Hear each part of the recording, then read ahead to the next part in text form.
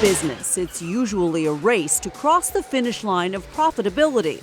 Long Island's RPM Raceway, formerly pole position, has had no trouble taking their go-kart racing business into the green. For 7 years, co-owners Karen Davis Farage and her husband, Eyal Farage, were franchisees of 5 pole-position go-kart racing locations in New York and New Jersey, including this one in Farmingdale, the largest of their 5.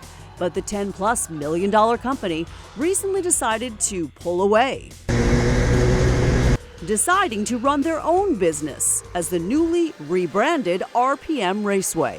We have had a really great run with that organization as their first franchisee, but the reality is we grew to be actually larger than them from a revenue standpoint, size. And as we continued to evolve, we found that systems and needs changed. Being on densely populated Long Island also factored into the decision to break from the California-based franchise. The owners believe having the freedom to rebrand to their own proprietary concept enables them to optimize the overall experience for their racers, while sparking further growth of their electric go-kart business. 9 years ago, before their eldest son went off to school in California, Dad and son went on a bonding tour of the state and discovered their next career venture. Karen, after 3 decades in the tech industry, and Eyal, a high-end residential contractor, decided to start fresh. When they got to Los Angeles, the last thing they did was go indoor electric karting. And after they got out of their karts, of which neither had ever experienced this before, my son said to my husband, "Dad, this is what you and Mom should do. You should bring indoor electric karting to New York." The Farages saw the market potential in the New York metro area for electric go-kart racing versus gas. Our 3 goals are authenticity, exhilaration, and safety. So gas is not necessarily as safe as electric. The environment enables us to have spectators be right at the track, truly spectating as you would in real racing. There's also low-end torque in the electric kart, which means they accelerate much faster. With thousands of racers cutting corners a week, RPM runs racing leagues 4 times a year, corporate events, private parties, and lessons.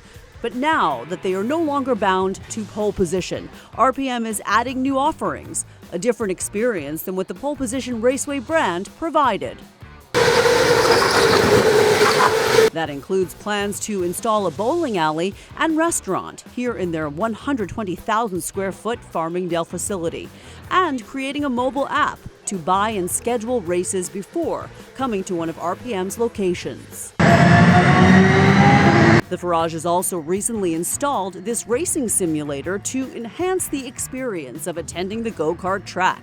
You definitely get to learn the driving line and how cars feel on a racetrack at high speeds, and you definitely learn a lot from that. RPM Raceway decided to branch out after completing their franchise contractual obligations in early 2017 and tailoring their new model to maximize customer retention and loyalty topped their priority list of changes. We really believe that everybody can be a racer.